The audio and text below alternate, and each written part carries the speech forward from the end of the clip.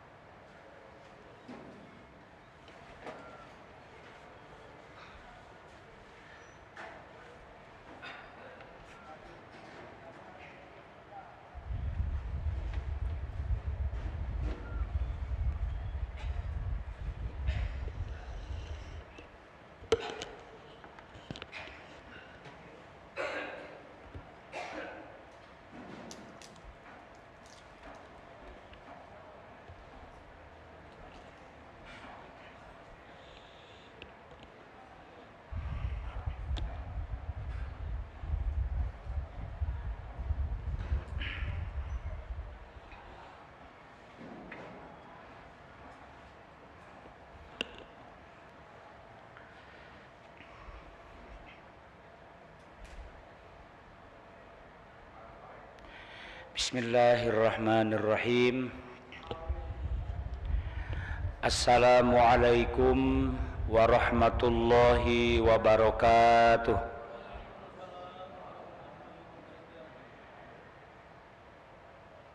Alhamdulillahilladzi arsala rasulahu bil huda wa dinil haqq liyudhhirahu 'alad dini kullihi walau karihal musyrikun. Asyhadu an la ilaha illallah wahdahu la syarikalah wa asyhadu anna Muhammadan abduhu wa rasuluhu la nabiyya wa rasula ba'dah. Allahumma salli wa sallim wa barik ala sayyidina wa maulana Muhammadin sayyidil mursalin wa ala alihi wa sahbihi ajma'in, amma ba'd. Subhanaka la ilma lana illa ma 'allamtana innaka antal alimul hakim. Faqala subhanahu wa ta'ala fi kitabihil karim, a'udzu billahi minasy syaithanir rajim. Qul hal yastawil ladzina ya'lamuna wal ladzina la ya'lamun. Wa qala an-nabiy sallallahu alaihi wasallam, man salaka tariqan yaltamisu fihi ilman sahhalallahu lahu tariqan ilal jannah. Shadaqallahul azim wa sadaqa rasuluhun nabiyul habibul karim wa nahnu ala dzalika minasyahidin wasyakirin. Ala hadhihi niyyah wa likulli niyatin salihah. Al-Fatihah. A'udzu billahi minasy syaithanir rajim. Bismillahirrahmanirrahim. Alhamdulillahi rabbil alamin. Ar-Rahmanir Rahim. Maliki yaumiddin. Iyyaka na'budu wa iyyaka nasta'in. Ihdinas siratal mustaqim. Siratal ladzina an'amta 'alaihim ghairil maghdubi 'alaihim waladdallin. Amin. Yang kami hormati bapak-bapak dan ibu-ibu sekalian, jamaah majelis ta'lim khusus Jumat sore ba'da asar yang mengikuti kajian tarikh sejarah baik diambil dari Qisasul Anbiya dan kitab-kitab lainnya. Yang saya hormati dan mudah-mudahan dimuliakan Allah, mari kita sama-sama memanjatkan, mempersembahkan puji dan syukur kehadirat Allah Subhanahu wa taala atas limpahan nikmat dan karunia-Nya. Kembali kita diberikan sehat dan sempat untuk melanjutkan ta'lim. Mudah-mudahan ini dapat menambah wawasan, dapat memperdalam ilmu, serta memperluas cakrawala kita berfikir, ya, sehingga kita lebih arif bijak di dalam beribadah kepada Allah Subhanahu wa taala. Salawat teriring salam semoga tercurah ke haribaan alam, suri tauladan kita semua, habibana wa nabiyana Muhammadun sallallahu alaihi wasallam, kepada keluarganya dan sahabat-sahabatnya yang senantiasa istiqomah dan mutabaah kepadanya hingga yaumil akhir. Amin, Allahumma amin.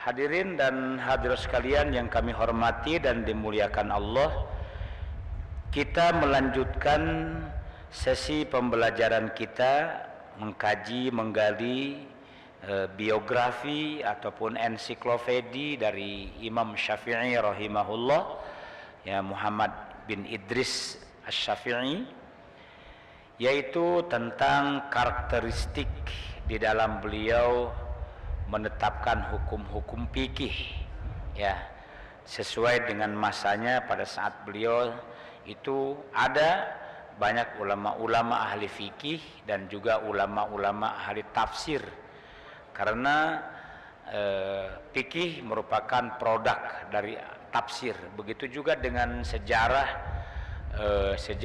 fikih ataupun akidah, itu merupakan produk dari tafsir. Kita lanjutkan Bapak Ibu hadirin sekalian tentang karakteristik beliau dalam menetapkan hukum fikih. Imam Asy-Syafi'i rahimahullah, kalau atau apabila beliau menemui suatu permasalahan, masalah fikih, ya, al-masail al-fiqhiyah, itu pertama kali itu beliau mencari panduan, ya, untuk menentukan kerangka berfikir sampai memutus sebuah persoalan. Ya, tentu diputus berdasarkan kajian fikih, dan sebagaimana kita maklumi, fikih itu adalah produk dari Al-Quran, ya. Ya, beliau pertama kali juga mencari dari hadis-hadis Nabawi, ya, sebagai panduannya, ya. Tatkala ayatnya sudah jelas, kata ayat itu beliau sangat paham, tuh, ya. Bahkan dari umur 7 tahun sudah hafal Al-Quran, ya. Nah, ini masalah ini pasti ayat sekian, tetapi dielaborasi, ya, digalinya nilai-nilai hukum dalam ayat surah sekian itu, hadisnya hadis tentang apa, ya, nah, gitu, ya. Maka beliau formulasikan dengan hadis-hadis terlebih dahulu, ya. Jadi beliau mengambil hadis-hadis Nabawi, hadis-hadis Nabi sallallahu alaihi wasallam, ya. Tatkala beliau menyampaikan hukum melalui panduan al-hadis, ya, beliau pernah memerintahkan kepada murid-muridnya agar tidak mengikuti, tidak mengambil fatwa hukum yang dibawa oleh hadis jika hadis itu berlawanan dengan pendapatnya. Ini penekanan sekali Bapak-bapak. Jadi kita mengambil sebuah makna bahwa apapun yang ditetapkan oleh Imam Syafi'i itu pasti berdasarkan hadis, ya. Sehingga beliau berpesan sama murid-muridnya, kalau pendapatku ini tentang hukum ini berlawanan dengan hadis Nabi, maka tinggalkanlah, ya. Sepanjang relevansinya masih ketemu, ya, dengan sunnah, dengan hadis, maka ambil. Nah, artinya Bapak-bapak, yakin dan seyakin-yakinnya, hakul yakin bahwa pendapat Imam Syafi'i itu berdasarkan hadis atau sunnah Rasul, baik itu sunnah qauliyah, baik itu sunnah fi'liyah maupun takririyah. Ambil olehku, ambil oleh kalian sepanjang pendapatku ini tidak berlawanan dengan hadis. Nah, itu tegas sekali ya sekalian. Hadirin sekalian yang kami hormati dan dimuliakan oleh Allah, Imam Syafi'i pernah berkata, di mana saja bumi membawaku, dan di mana saja langit menaungiku, apabila diceritakan dari Rasulullah Shallallahu Alaihi Wasallam, sedangkan aku tidak mengatakannya, maka aku mendengar dan mematuhinya. Jadi meminjam istilah orang Minang, ya, di mana bumi dipijak, di situ langit dijunjung. Kalau aku mendengarkan perkataan dari sabda Nabi, pasti akan kuturuti. Luar biasa sekali. Artinya pendapat beliau itu benar-benar disandarkan kepada sabda Rasulullah Shallallahu Alaihi Wasallam. Ini luar biasa sekali. Mohon saya minum dulu ya.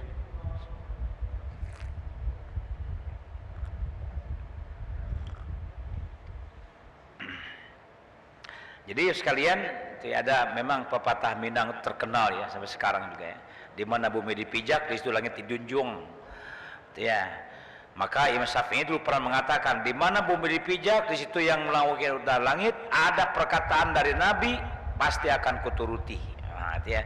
Pasti akan kujadikan sebagai hujah, argumentasi, ya, untuk menetapkan sebuah hukum. Nah, luar biasa sekali, ya. Beliau pun pernah berkata, bagaimanapun fatwa yang kukatakan, atau bagaimanapun kutetapkan, sedangkan di sana ada pendapat dari Rasulullah yang bertentangan dengan pendapatku, maka pendapat atau keputusan yang benar adalah yang disampaikan oleh Rasulullah, dan itulah pendapatku. Beliau sudah menetapkan sebuah kasus hukum, ya, termasuk umat di sekitar. Ya, kemudian beliau menyampaikan sebuah fatwa. Ya, kemudian bisa terdengar ada fatwa yang menegaskan bahwa fatwanya itu berlawanan. Ya, maka fatwaku ini tinggalkan. Berarti saya belum mendengar fatwa atau hadis dari Rasulullah SAW tentang hal itu. Ya. Tetapi tatkala fatwaku ini ternyata bersamaan dengan fatwa atau hadis yang pernah disampaikan oleh itu, oleh seseorang di sebuah negeri, sebuah kampung, maka aku pasti akan mengikuti fatwa itu. Nah, itu garis pijakan beliau sangat jelas ya. Jadi ada kata-kata penambah ketegasan. Andai kata fatwaku ini atau penetapanku ini, kemudian di sebuah daerah, di sebuah wilayah ada yang menyampaikan fatwa ini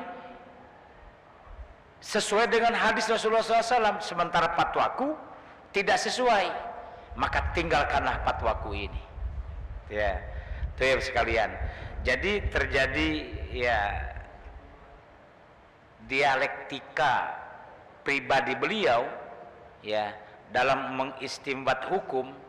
Itulah yang dinamakan qaul qadim dan qaul jadid. Jika pendapatku ini salah, ternyata ada orang lain, ulama lain di daerah lain yang menetapkan hukum yang sama, ternyata dia berdasarkan sunnah Rasul, pendapatku tidak, maka tinggalkan pendapat aku. Tetapi kalau pendapat aku pun sama dengan pendapat dia, ikutlah. Ya.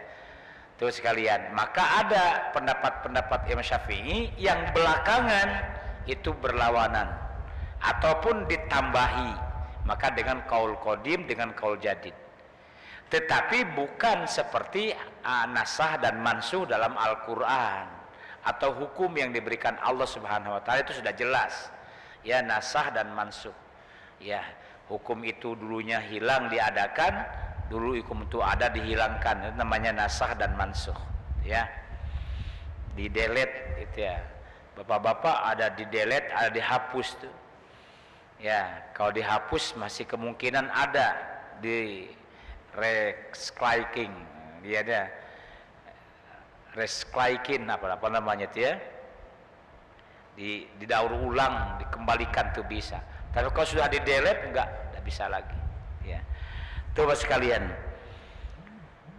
bagaimanapun fatwa yang kukatakan dan kutetapkan itu berdasarkan sabda Rasulullah SAW. Maka yang berdapat berlawanan, maka tinggalkan. Dengan demikian bapak-bapak dan ibu sekalian, ya, Imam Asy-Syafi'i rahimahullah, ya, sangat mengetahui dengan jelas kedudukan hadis-hadis Rasulullah sallallahu alaihi wasallam. Ya, kedudukannya hadis ini berkaitan tentang apa dan dengan apa kaitan. Ini tentang hukum jinayat, ya. Apakah ini berkenaan tentang sunnah-sunnah dalam ibadah sholat? Ini tentang hukum-hukum dalam pengadilan, ya, untuk mengistimbat hukum tentang jinayat, siasat dan lain sebagainya. Ya, jadi tidak dicampur aduk. Beliau sangat paham kedudukan hadis tersebut. Termasuk paham dengan kedudukan hadis itu sahih, ya, dhaif ataupun maudhu.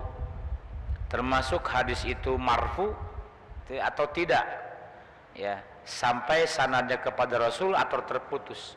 Jadi beliau sangat mengetahuinya. Jadi beliau sangat mengetahui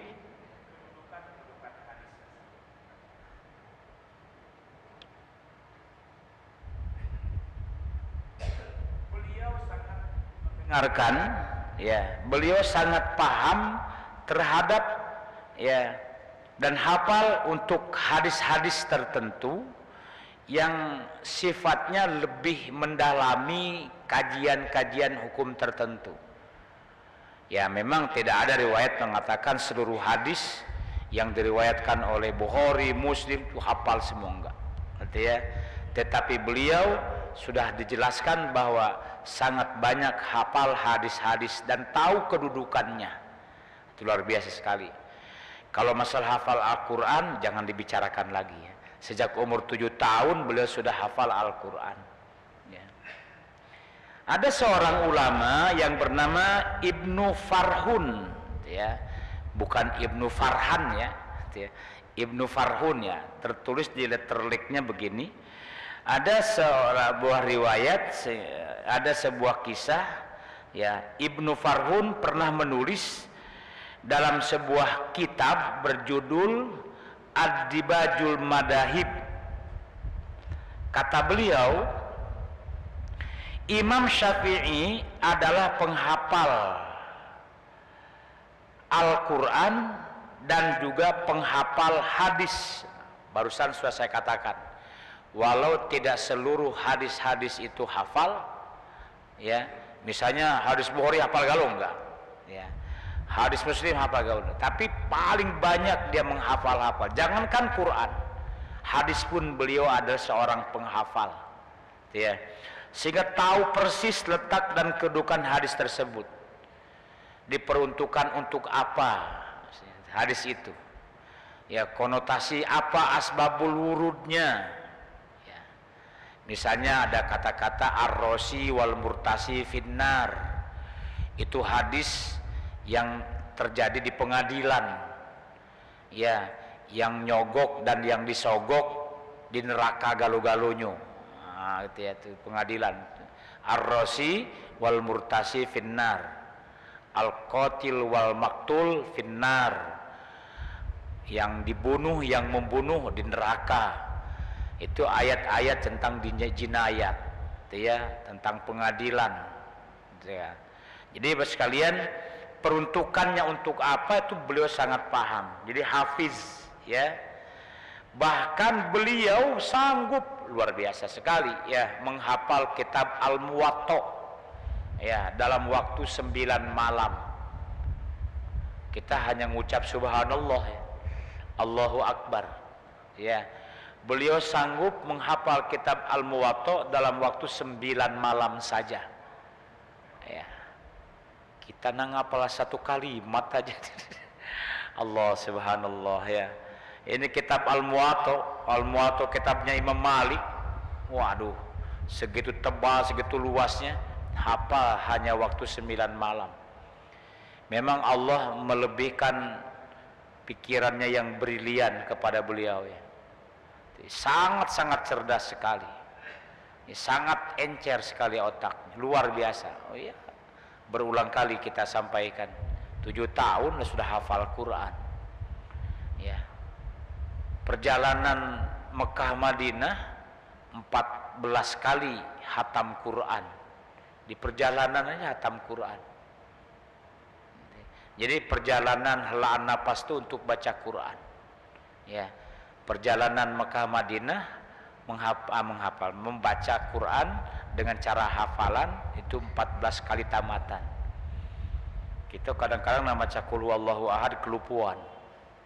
Ya, nak bepergian umroh saja ya, baca doa, sekali baca doa itulah bismillahirrahmanirrahim.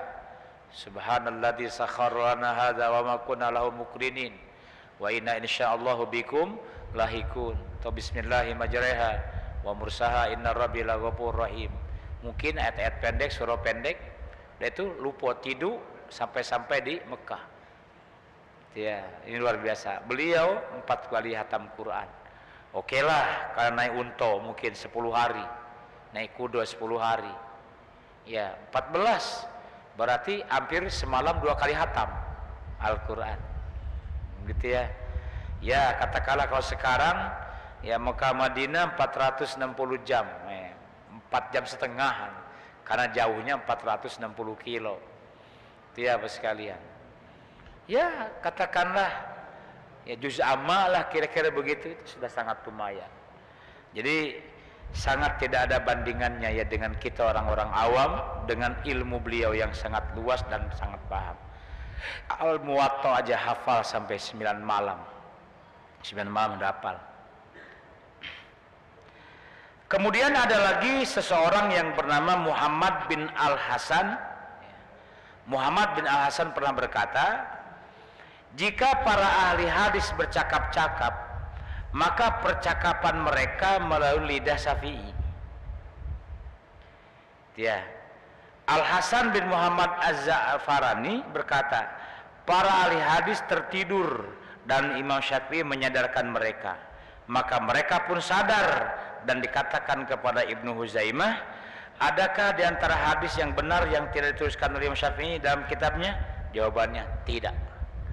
Jadi bapak-bapak dan ibu sekalian, ya, di saat orang-orang lalai sekalipun tertidur, Imam Syafi'i itu tidak. Tatkala terbangun, tatkala lilir kata kita ya, ganti posisi, beliau nulis. Ya, beliau nulis. Dan ternyata ucapan-ucapan mereka pun tak akan lebih dari ucapan Imam Syafi'i. Sehingga mereka pun hafal. Ada yang kelewat dari hadis yang dibacakan oleh Imam Syafi'i? Oh tidak. Jadi begitu jeli, begitu telitinya dan begitu luas dan luwesnya pemahaman Imam Syafi'i, sehingga hadis-hadis itu sangat relevansi sekali dengan ya apa yang difatwakan pendapat beliau, apa yang dikemukakan dalam pendapat beliau dalam kitabnya tersebut. Kemudian yang keempat, ya, ada seorang lagi ulama bernama Hilal bin Al-A'la. Hilal bin Al-A'la itu Al-A'la berkata, para ahli hadis adalah anak-anaknya Imam Syafi'i, anak murid, ya, bukan anak biologis, ya, anaknya Imam Syafi'i. Beliau pembuka kunci untuk mereka. Oleh sebab itu, maksud pembuka itu, kalau Imam Syafi'i berkata, ya, kalau murid-muridnya menyampaikan suatu pendapat, maka apa yang diucapkan oleh murid-muridnya adalah ucapannya Imam Syafi'i. Artinya murid-muridnya sudah dimasukin ilmu oleh Imam Asy-Syafi'i. Ya, ilmu yang sifatnya langsung dipahamkan kepadanya. Dan itu proses transformasi ilmu, bapak-bapak dan ibu sekalian. Ya. Jadi kepala berpikir, ya, otak berputar, tangan menulis. Maka dari otak ke tulisan, ke tangan, tangan tulisan. Menulis berulang akan kembali lagi kepada otak. Jadi begitulah proses transformasi ilmu. Nah, gitu ya. Mirip seperti apa yang diucapkan oleh Imam Al-Ghazali rahimahullah. Ya. Di saat kamu menulis sebuah ilmu, Maka disitulah proses transformasi ilmu sedang berjalan, minas sutur ila sudur, dari catatan ke dalam dada. Bapak-bapak bisa merasakannya. Kalau mau menguji coba dibolehkan, gitu ya. Bapak-bapak ingin hafal ayat kursi, Bapak tulis berulang-ulang, misalnya 2 halaman penuh, tulis lagi terus. Tidak kita menghafal, tapi saat kita menulis itu sambil dibaca, Allahu la ilaha illa huwal hayyul qayyum la ta'khuduhu sinatu wala naum, terus sampai 1 halaman. Karena ditulis sambil dilisankan jadi hafal. Itulah tadi kata Imam Al-Ghazali, di saat menulis ada proses transformasi ilmu, ada proses perpindahan ilmu, minas sutur ila sudur, dari catatan tulisan ke dalam hati. Makanya kalau guru yang bijak lihat muridnya menulis, ora-orean ujung kita menulis kata-kata kunci apa yang disampaikan gurunya, jangan dilarang ya. Jangan dilarang seperti ini misalnya, tidak usah ditulis. Kalau masalah materi nanti saya sharekan, mudah, saya kasihkan linknya, atau sinikan flash disknya, CD-nya sinikan. Misalnya seorang guru berkata begitu ya, jangan ditulis. Kalau mau materi, sinikan flash disknya, atau saya kasih linknya, nanti buka sendiri, saya sharekan di WA, saya sharekan di Instagram ya. Kalau mau materi saya, jangan ditulis-tulis.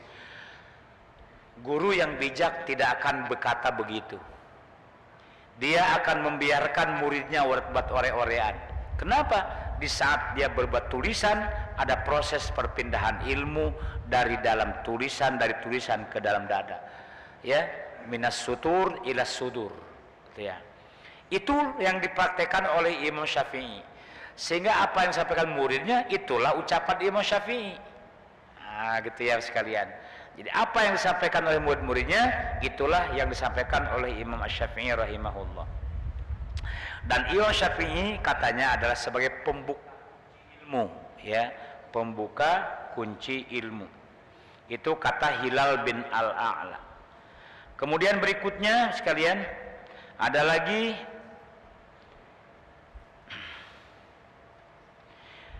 menurut Fakhruddin Az-Zari, Ar-Zari, maaf ya, Ar-Zari ya.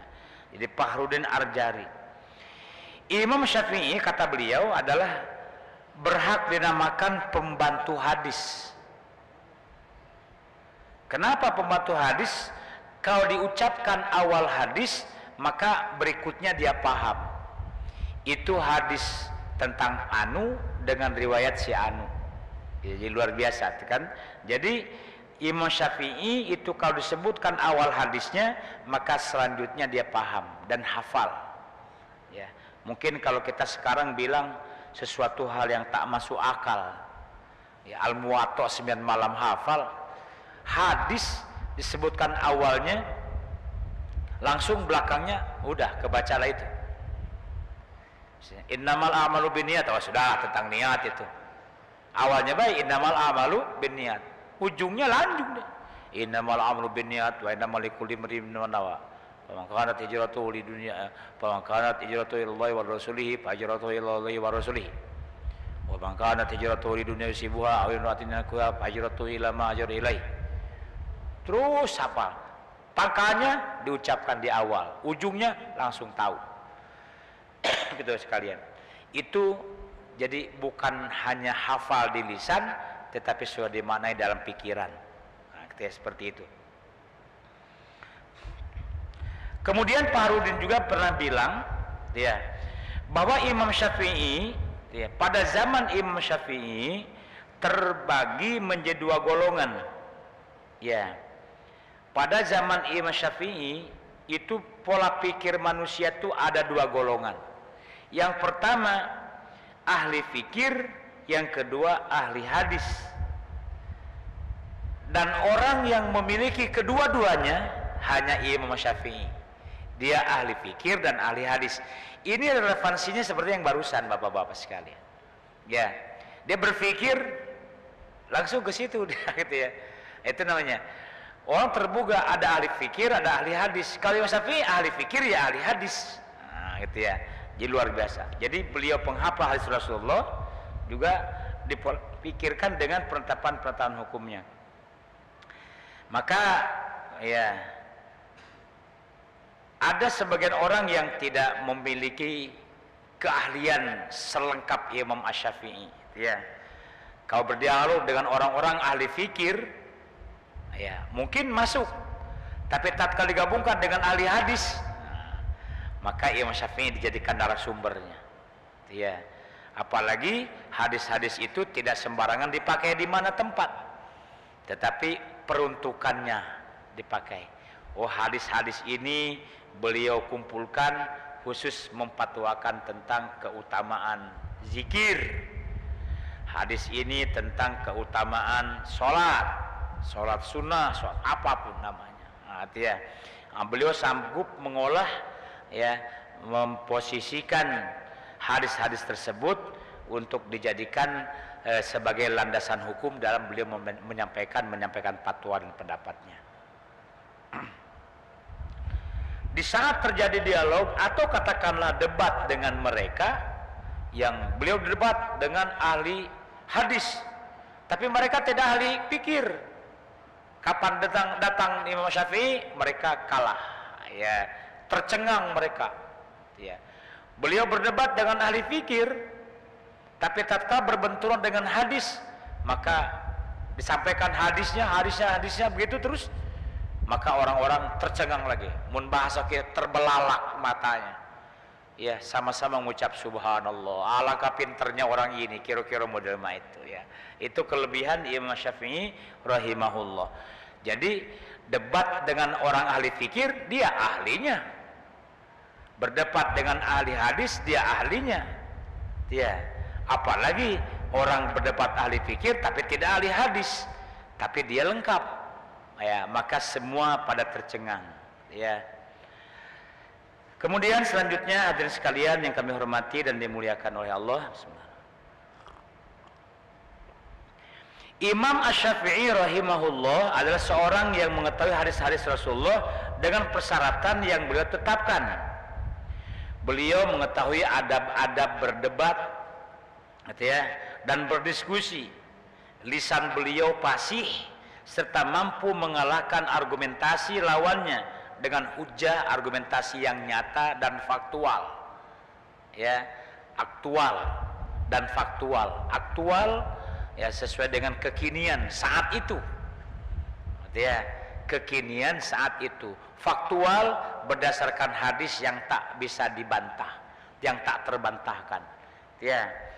Jadi beliau membantu dan menolong hadis Rasulullah dengan cara mengklasifikasinya, dan apabila beliau ditanya, beliau menjawabnya dengan jawaban yang memuaskan.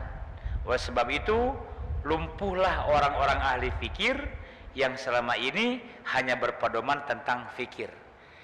Fikir bapak-bapak diperlukan dalam mengistinbat hukum, ya, karena dalil itu ada dalil akli dan dalil nakli, akal dan nakal, ya. Akli ya akal, fikir, ya. Nakal nakli yang diambil dari Al-Quran dan hadis. Maka dalil-dalil itu harus sinkron antara akli dan akal, ya. Bahwa sekalian yang saya hormati dan dimuliakan oleh Allah, tetapi jangan digabung antara akal dan nakal, ya. Benar, ad-dinu wal aklu la dina liman la aklalah, ya.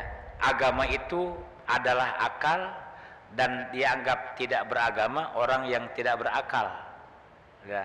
Tidak ada agama dia bagi orang tak berakal, artinya sesuai dengan akal. Tetapi ingat, akal jangan sampai mengalahkan wahyu, ya. Akal harus dibimbing oleh wahyu. Oke, sekali lagi ya, akal harus dibimbing oleh wahyu. Kalau akal tidak dibimbing oleh wahyu, maka akal akan menjerumuskan. Ya, kepintaran ya ngalahkan wahyu, ngalahkan agama, maka kepintaran akan menjerumuskan. Maka akal harus dibimbing oleh wahyu. Kalau akal tidak dibimbing oleh wahyu, maka tercipta bom atom, bom nuklir, ya, kehancuran di mana-mana, ya, gunung-gunung diambil pugar, hutan dibabat, gitu ya. Itu berarti menggunakan akal tanpa menggunakan nilai-nilai spirit rohani. Itu kira-kira begitu. Kalau direalisasikan dari zaman sekarang, maka muncullah kehancuran. Ya, zaharul fasadu fil barri wal bahri bima kasabat aydin nas. Telah nampak kerusakan di daratan dan di lautan akibat olah perbuatan manusia. Nah, ya. Rata-rata yang merusak alam itu orang pintar. Ya. Yang merusak alam itu orang pintar. Orang bodoh mah hanya sebatas kemampuannya dia, hanya sebatas untuk mencari makan sehari-hari. Ya, kalau orang pintar merusak alamnya, ya, mungkin sampai kepada kata-kata hartanya tak akan habis 7 turunan. Ya, dari mengeksploitasi alam. Kenapa? Dia orang pintar. Bermainannya bukan dengan mesin. Bermainnya bukan dengan mesin pembabat hutan, tetapi bermainnya dengan undang-undang. Maka kerusakannya lebih parah. Artinya itu artinya akal tidak dibimbing oleh wahyu. Tetapi ingat, sekali lagi ingat, ya, akal tetap dibutuhkan, tapi jangan didewa-dewakan menjadi menuhankan akal. Tetap akal sehat harus dibimbing, ya, karena ad-dinu wal aklu tadi, agama adalah akal sehat maksudnya. Ladina dianggap tidak beragama, liman la aklalah, bagi orang yang tak berakal. Harus sinkron antara akal, fikir dengan wahyu dan spirit, nilai-nilai agama terus sejalan. Qurana jami'ah, ya. Kata Imam Syafi'i yang terkenal nih, ya, man arada dunya fa'alaihi bil ilmi, wa man arada al akhirah fa'alaihi bil ilmi, wa man arada huma fa'alaihi ma bil ilmi. Siapa ingin sukses kehidupan dunia, ada ilmunya. Ingin sukses kehidupan akhirat, ada ilmunya. Ingin sukses kedua-duanya dunia akhirat, ada ilmunya. Ya betul lah. Ya, beribadah pun ada ilmunya. Bagaimana tata cara sholat, bagaimana cara beribadah haji, ada ilmunya. Makanya beribadah orang berilmu itu lebih berkualitas, luar biasa. Terus sekalian, ini maksud dari apa yang disampaikan oleh Fakhruddin Az-Zari, ya, perihal kecerdasan Imam Syafi'i. Beliau ahli fikir dan beliau juga ahli hadis. Ya, maka terciptalah kitab Al-Um. Sedikit lagi, satu subbab ini maksud saya, Imam Syafi'i sangat mempedulikan dan menyelidiki secara halus dan teliti perkara-perkara yang diriwayatkan oleh pembawa-pembawa hadis yang dikatakan oleh Rasulullah Shallallahu Alaihi Wasallam. Beliau mensyaratkan kepada setiap pembawa hadis hendaknya dia orang yang dipercaya, yang taat. Kaget dulu, hadis siapa? Dari si Anu ketemu dengan sanadnya Rasulullah SAW, dengan sahabat Nabi SAW. Beliau sangat mengutamakan jalur periwayatan yang orang-orang yang sehat, yang jalur kebenarannya dapat dipertanggungjawabkan. Kalau ada dalam satu periwayatan hadis, salah satu periwayatnya ternyata membuli, menghina orang, itu diragukan periwayatannya. Atau membodohi, ngotai kambing yang sedang makan dengan dipura-pura yang penting dia masuk ke kamar, ke kandangnya, kemudian dibodohi, dikotai dengan wadah makanan, padahal ada kate makanannya. Yang penting si sapi atau si unta atau kambing tadi melok dia.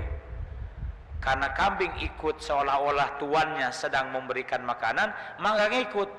Kapan masuk ke kandang ditutupnya. Itu membodohi namanya. Kalau ada yang meriwayatkan hadis orangnya seperti itu, tidak jadi diambil. Cari jalur periwayatan yang lain. Jadi betapa selektifnya hadis itu terjadi. Tapi tetap ada kategori hadis-hadis yang dhaif, bahkan maudhu, ya. Kadang-kadang dibuat-buat seolah-olah ucapan Nabi, tapi sudah dikumpulkan. Hadis-hadis dhaif itu sudah dikumpulkan. Seperti misalnya Nasiruddin Albani menyusun kitab yang berjudul Himpunan Hadis-hadis Maudhu, dikumpulin. Jadi kita bisa membaca. Ya, misalnya ada hadis palsu tentang keutamaan buah terong. Ya, ternyata dibuat hadisnya supaya buah terong laku waktu itu. Ya, Rasulullah SAW bersabda, siapa yang makan buah terong itu akan meningkatkan stamina, misal. Nabi, padahal tidak. Ya, misalnya seperti itu.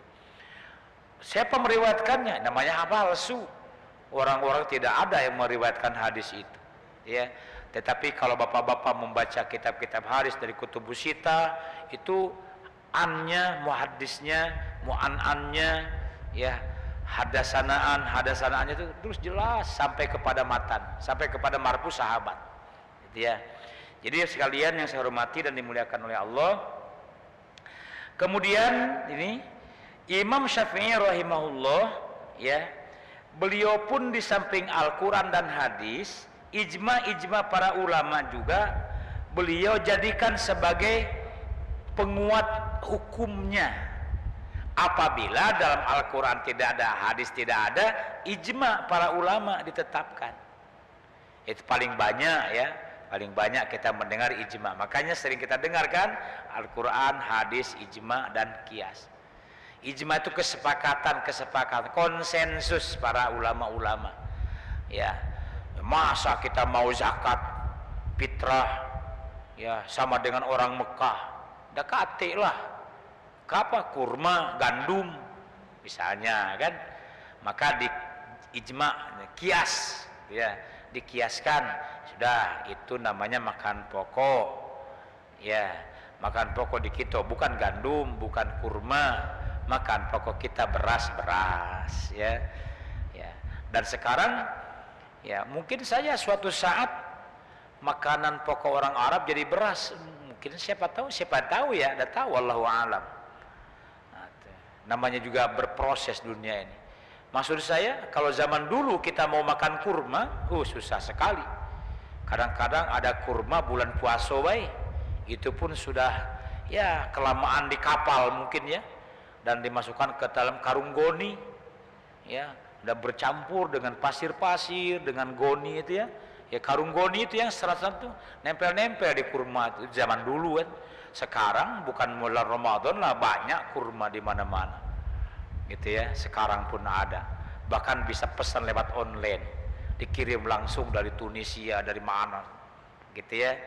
Begitu juga orang Arab, begitu banyaknya di toko-toko Mekah itu yang menjual beras, baik beras Indonesia, beras Thailand, yang paling banyak beras Thailand, ya, lihat sekalian. Jadi, ya, siapa tahu suatu saat juga orang Arab makannya beras. Ya, kenapa? Karena mudahnya mereka mendatangkan beras. Ya, apalagi yang namanya ruz bohori itu, atau bapak-bapak sering mendengar nasi kebuli, nasi bohori, nasi mandi, ada 4 macam itu, ya. Itu kan sekarang menjadi makanan kebanggaan mereka, ya.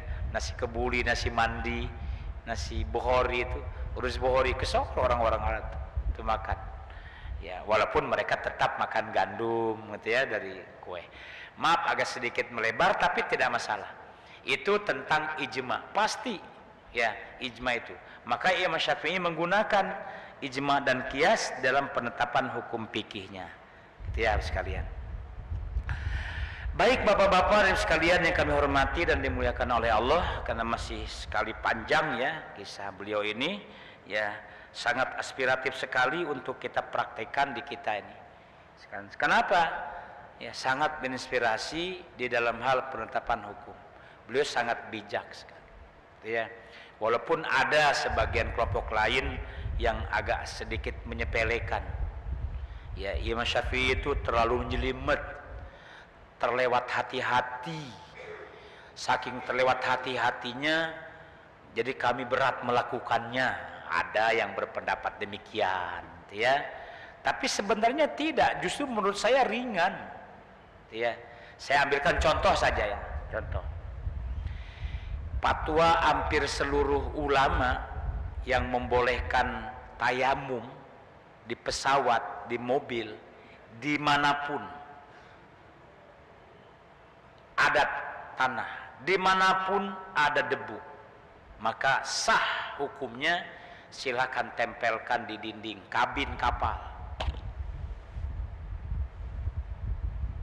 Ya. Ambil lagi di jok depan. Nih. Tuh.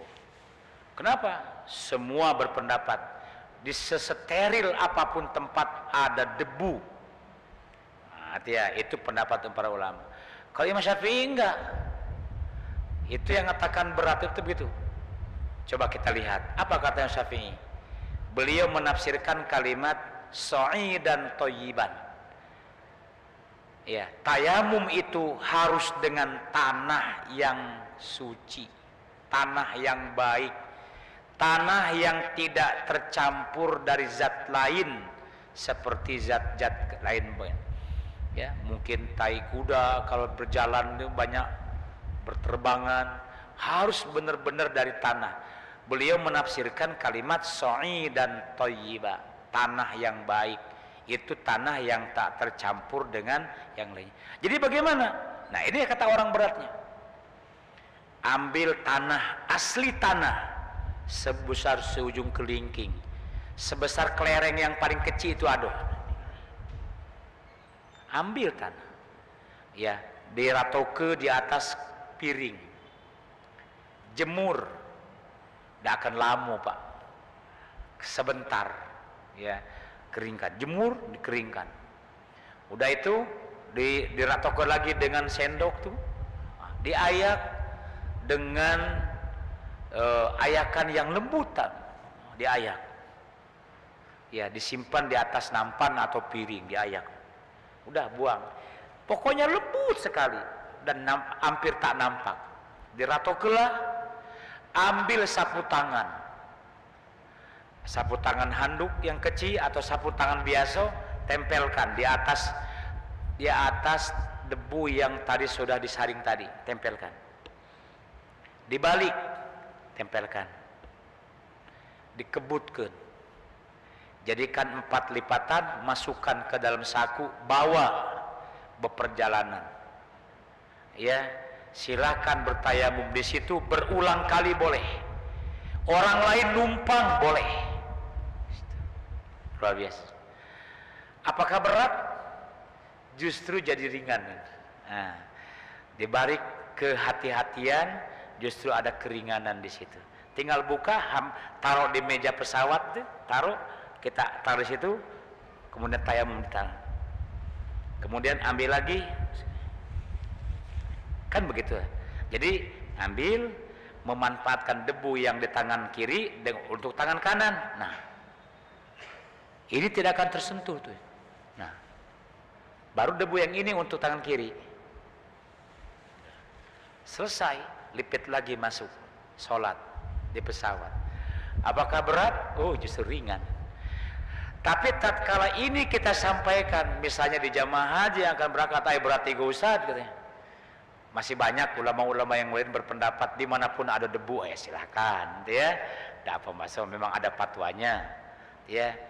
Silahkan saja kalau memang berpendapat demikian. Ya, mereka berpendapat di ruangan steril apapun ada debu, ya. Jadi itu yang sering terjadi ikhtilaf. Jadi yang pendapat tadi, kenapa Imam Syafi'i harus tanah murni? Dia menafsirkan bahwa tayamum harus dengan tanah yang baik. Artinya benar-benar tanah sa'idan thayyiba, ya, Maka kalau di Arab tuh di pasir yang bersih seperti lautan. Jadi bukan diginikan, bukan. Nah, ini aja ya, baru bisa. Ya, jadi tidak simbolis, jangan terlalu banyak nanti. Yang penting simbolis saja. Pruk, usapkan lagi, baru gitu. Luar biasa sekali ya. Jadi itu salah satu contoh fatwa beliau yang dianggap kata orang, kata yang lain pendapat, Imam Syafi'i terlalu hati-hati, saking hati-hatinya berat katanya untuk melakukan. Tapi sebenarnya kalau kita lakukan justru tidak. Ya, wah berat ego katanya. Tiap bersentuhan dengan perempuan batal. Maka kalau di Masjidil Haram itu sedang tawaf, bersentuhan batal lagi, tidak jadi, batal lagi, tidak jadi lagi, batal lagi, tidak jadi lagi tawafnya, dan sudah. Kenapa? Berat. Karena bersentuhan dengan perempuan batal. Lah, tidak menjadi berat. Kalau di sana lain cerita. Yang digunakan usul fikihnya ad-daruratu tubihul mahdurat. Kalau di sana itu darurat, tidak berlaku, tidak batal, lanjutkan tawaf walaupun bersentuhan kulit dengan perempuan yang lain. Ya, karena situasi kondisinya darurat. Ya, bukan berarti pindah madhab, bukan pindah madhab. Imam Syafi'i itulah. Itu ya. Jadi Bapak sekalian yang saya hormati, itu salah satu contoh, dua contoh yang mengatakan bahwa pendapat Imam Syafi'i terlalu berat menjelimet, ternyata tidak, malah ringan. Ya, kalau kita laksanakan secara memang ikhlas. Ya. Hadirin dan hadirat sekalian yang kami hormati dan dimuliakan oleh Allah, demikian ya, mudah-mudahan ada hikmah dan manfaatnya bagi kita. Kita lanjutkan insyaallah pada pertemuan yang akan datang. Saya kira masih tentang ya karakteristik pola khusus yang digunakan oleh Imam Syafi'i dalam menetapkan hukum. Ya, sehingga kita salut dengan beliau itu ya. Pendapat beliau banyak dipakai di penjuru dunia. Ya, termasuk di Indonesia ini rata-rata pendapatnya Imam Syafi'i. Sampai 85% ya di Indonesia ini pengikut madhab Imam Syafi'i. Apalagi di pondok-pondok pesantren. Ya, bukan berarti selain madhab Imam Syafi'i tidak ada, ya. Kita tidak menistakan, tidak mendiskreditkan mereka tetap, karena mereka juga berpedoman kepada ya pendapat imam masing-masing. Mereka juga punya argumentasi yang kuat. Ya, misalnya tentang kunut subuh, tidak kunut subuh, melapazkan niat dengan tidak melapazkan niat, itu kan masing-masing ada sandaran hukumnya, ya. Demikian, terima kasih. Mudah-mudahan ada hikmah dan manfaatnya. Mari kita akhiri. A'udzubillahi minasyaitonirrajim. Bismillahirrahmanirrahim. Allahumma salli wa sallim wa barik wa karrim ala sayyidina Muhammadin wa ala alihi wa sahbihi ajma'in. Allahumma ij'al jam'ana hadza jam'an marhuma wa tafarruqana min ba'dihi tafarruqan mubarakan ma'suma. Allahumma akrimna binuril fahmi waftah alaina bima'rifatil ilmi wa hasin akhlaqana bil ilmi wa sahil lana abwaba fadlika min hazaini rahmatika ya arhamar rahimin. Rabbana atina fid dunya hasanah wa fil akhirati hasanah wa qina adzabannar. Wa sallallahu ala sayyidina Muhammadin wa ala alihi wa sahbihi ajma'in walhamdulillah rabbil alamin. Taqabbalallahu minkum minna wa minkum taqabbal ya karim. Subhanakallahumma wa bihamdika asyhadu an la ilaha illa anta astaghfiruka wa atubu ilaik. Assalamu alaikum warahmatullahi wabarakatuh.